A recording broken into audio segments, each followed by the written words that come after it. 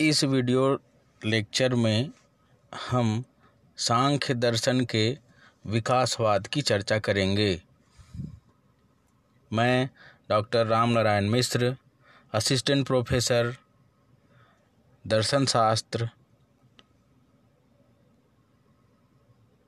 शास्त्र विभाग, SB college आरा। सांख्य दर्शन के विकासवाद सिद्धांत की व्याख्या में विकासवाद का अर्थ साम्यावस्था, गुणक्षोभ, स्वरूप परिणाम, विरूप परिणाम और सृष्टि क्रम, इसके साथ ही सृष्टि तत्व, इन सारे विषयों पर चर्चा की जाएगी। वस्तुतः विकासवाद की जब हम बात करते हैं तो विकासवाद का संबंध इसी सृष्टि से है। सृष्टि का कारण, सृष्टि का उद्देश्य और सृष्टि कैसे होती है, इसी का जवाब ढूंढना सभी दार्शनिकों और दार्शनिक संप्रदायों का मुख्य ध्येय रहा है। सांख्य दर्शन इसके सृष्टि के विकास क्रम की विशद व्याख्या करती है। सांख्य दर्शन में कुल 25 तत्व माने गए हैं और अब हम सांख्य दर्शन के विकासवाद की चर्चा करेंगे। सांख्य दर्शन के विकासवाद के सिद्धांत में कुछ शब्दावलियों की चर्चा अवश्य की जानी चाहिए, जिसमें पहला है साम्यावस्था। वस्तुतः सांख्य दर्शन में पुरुष और प्रकृति दो तत्व हैं। पुरुष आत्म स्वरूप है, जीव स्वरूप है, चेतन है और अक्रियाशील है, अर्थात निष्क्रिय है। वहीं प्रकृति अचेतन है, 3 गुणों से मिलकर बनी हुई है और यह सृष्टि का मुख्य स्रोत है। सृष्टि इसी से, प्रकृति से ही होती है। गुणों की अर्थात गुण कहने का यहाँ अर्थ है सत्वगुण, रजोगुण और तमोगुण। प्रकृति इन तीनों गुणों का साम्यावस्था है। अर्थात ये 3 गुण जब साम्यावस्था में होते हैं तो उसी का नाम प्रकृति है।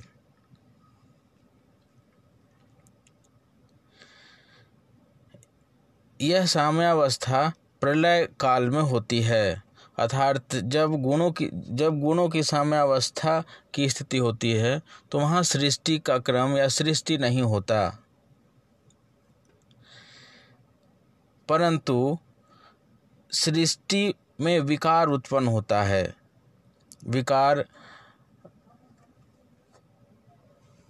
विकार उत्पन्न होता है और इसमें गुणों में परस्पर क्षोभ उत्पन्न होता है, जिससे गुणों में क्षोभ होने के कारण इसमें साम्यावस्था भंग हो जाती है और इस जगत की सृष्टि का क्रम शुरू हो जाता है। यहाँ हम देखेंगे कि 2 शब्दावली है, स्वरूप परिणाम और विरूप परिणाम। जब गुणों की साम्यावस्था होती है, गुण अपने सही अनुपात में होते हैं, तो वो साम्यावस्था होती है, वह स्वरूप परिणाम कहलाता है।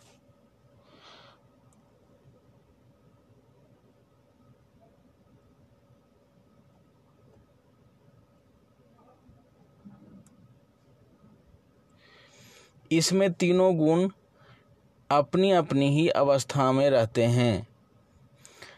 दूसरा है विरूप परिणाम, अर्थात इसमें एक गुण दूसरे गुण पर प्रभाव स्थापित करते हैं, प्रभाव डालने का काम करते हैं और परस्पर संघर्षरत होते हैं। इस संघर्ष के कारण सृष्टि की साम्यावस्था भंग हो जाती है और सृष्टि का क्रम चलने लगता है। एक तरीके से सृष्टि में एक प्रकृति में सृष्टि होना या सृष्टि का प्रकट होना, इस जगत का प्रकट होना एक आविर्भाव है। और जब गुण अपने साम्यावस्था में होते हैं तो प्रलय काल होता है, अर्थात सभी वस्तुएं प्रकृति में पुनः तिरोहित हो जाती हैं, वो तिरोभाव हो जाता है। अब प्रश्न उठता है कि यह हलचल या गुणों का साम्यावस्था भंग क्यों होता है? प्रकृति स्वभाव से ही प्रसवधर्मी है, अर्थात प्रकृति का स्वभाव ही है उत्पन्न करना, और यह उत्पन्न वह पुरुष जो आत्मा है उसके प्रभाव के कारण होता है। जब पुरुष की छाया प्रकृति पर पड़ती है तो प्रकृति में गुण क्षोभ होता है, अर्थात गुणों की साम्यावस्था भंग होती है और प्रकृति के सभी गुण क्रियाशील हो जाते हैं, संघर्षरत हो जाते हैं और इससे सृष्टि का चक्र चल जाता है। अब प्रश्न उठता है कि पुरुष तो निष्क्रिय है, वह करता है और नहीं भोगता है, तो वह प्रकृति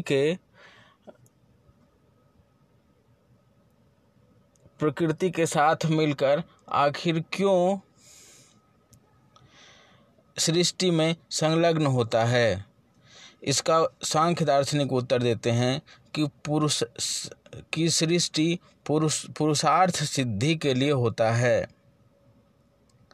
और पुरुष अपने पुरुषार्थ की सिद्धि के लिए ही सृष्टि में प्रकृति के साथ संलग्न होता है। पुरुष जो अपने स्वरूप को भूल चुका होता है, वह सृष्टि में संलग्न होकर वो अपने स्वरूप को पुनः प्राप्त करता है और वह परम गति को प्राप्त करता है। इस प्रकार प्रकृति को पुरुष की अपेक्षा है, क्योंकि प्रकृति का धर्म सृष्टि करना है, दिखाना है, उत्पन्न करना है, और पुरुष जो स्वयं को और पुरुष अपने पुरुषार्थ सिद्धि के लिए प्रकृति के साथ सृष्टि की उत्पत्ति करता है। अब हम यहाँ सृष्टि कर्म की विवेचना करेंगे। सृष्टि क्रम में सर्वप्रथम आविर्भूत तत्व महत है, जिसे व्यष्टि में बुद्धि कहते हैं। बुद्धि प्रकृतिज या प्रकृति से उत्पन्न होने के कारण अचेतन है। यह प्रकृति का सूक्ष्मतम तत्व है, जो पुरुष के चैतन्य को स्वच्छ दर्पण के समान स्वयं में प्रतिबिंबित कर लेता है। इससे अचेतन बुद्धि चेतनवत प्रतीत होती है और निर्गुण पुरुष सीमित साकार ज्ञाता और भोक्ता जीव के रूप में प्रतीत होता है। बुद्धि का कार्य अध्यवसाय या कार्य अकार्य के विषय में निश्चित करना है। सात्विक बुद्धि के कारण धर्म, ज्ञान, वैराग्य, ऐश्वर्य आदि गुण उत्पन्न होते हैं, परंतु तामस बुद्धि इनके कारण इसके विपरीत गुण उत्पन्न होते हैं।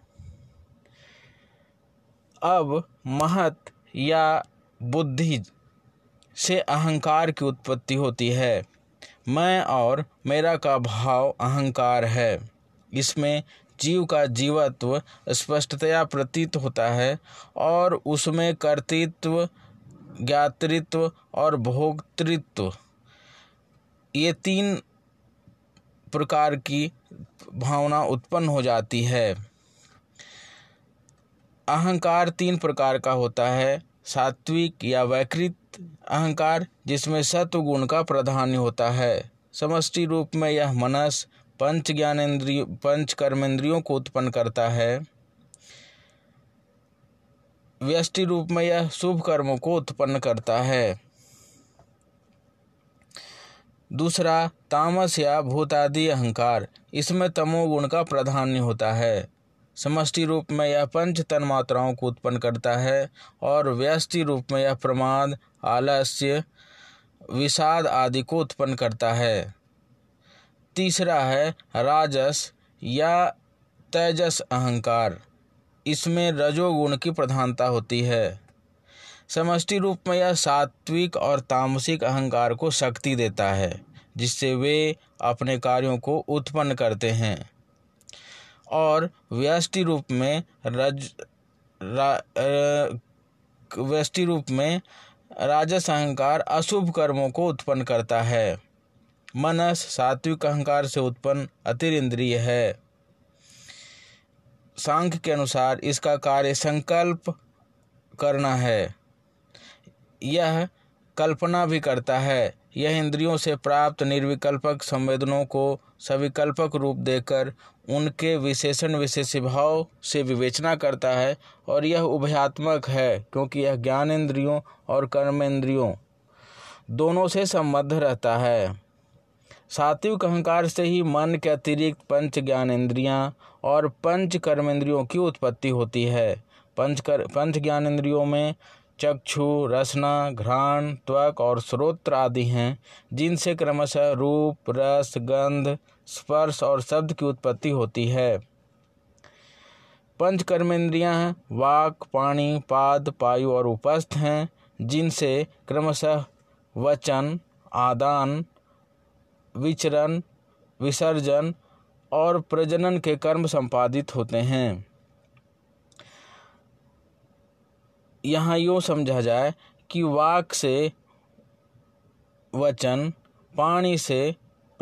पाणि मतलब हाथ, हाथ से प्रदान करना, पाद मतलब पैर, पैर से विचरण करना या भ्रमण करना, पायु से विसर्जन करना या उपस्थ से प्रजनन करना या आनंद प्राप्त करना, ये पंच कर्मेंद्रियों के विषय माने जाते हैं। बुद्धि, अहंकार और मन प्रकृति से उत्पन्न होने के कारण यह अचेतन है तथा पुरुष के चैतन्य के प्रकाश से चैतन्यवत प्रतीत होते हैं। ये तीनों अंतःकरण हैं, अर्थात बुद्धि, अहंकार और मन सम्मिलित रूप से अंतःकरण माने जाते हैं। अब तामस अहंकार से पंच तन्मात्राओं की उत्पत्ति होती है। ये सूक्ष्म तत्व हैं। इनके नाम रूप, रस, गंध, स्पर्श और शब्द तन्मात्र हैं। ये पंच महाभूतों को अर्थात पृथ्वी, जल, अग्नि, वायु और आकाश को उत्पन्न करती है। साथ ही इनके विशिष्ट गुणों को भी अर्थात गंध, रस, रूप, स्पर्श और शब्द नामक गुणों को भी व्यक्त करती है। तन्मात्राओं के और उनके गुणों के नाम एक ही हैं। पंच तन्मात्राओं से पंच महाभूतों की उत्पत्ति होती है।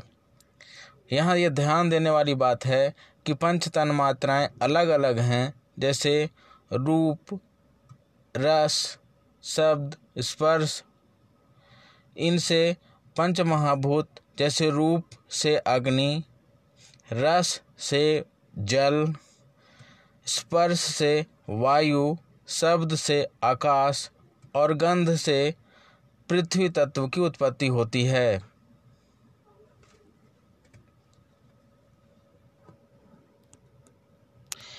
यहाँ यह भी ध्यान देने योग्य बात है कि पंच महाभूतों में पंच तन्मात्र विशुद्ध रूप में नहीं होते हैं। सभी विशुद्ध रूप में यह केवल पंच तन्मात्राओं, पंच सूक्ष्मावस्था में ही या पंच तन्मात्राओं के रूप में ही विद्यमानता होती है।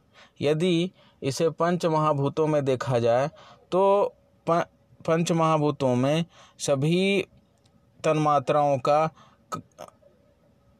न्यूनाधिक मात्रा में विद्यमानता होती है। इस न्यूनाधिक मात्रा का निर्धारण पंचीकरण विधि से समझा जा सकता है।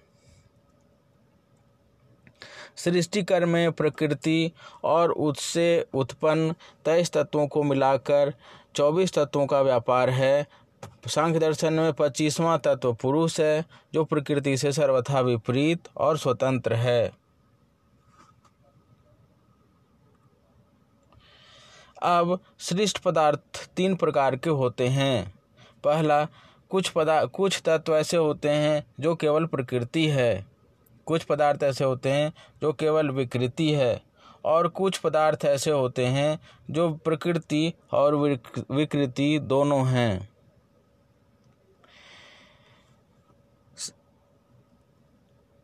कुछ पदार्थ न तो प्रकृति हैं और न ही विकृति हैं।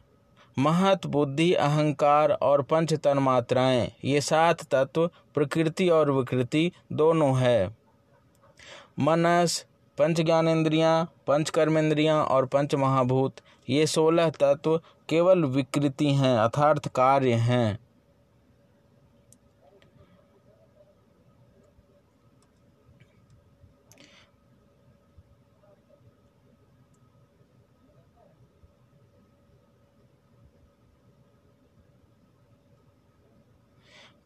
पुरुष न तो प्रकृति है और न ही विकृति है। प्रकृति केवल प्रकृति है।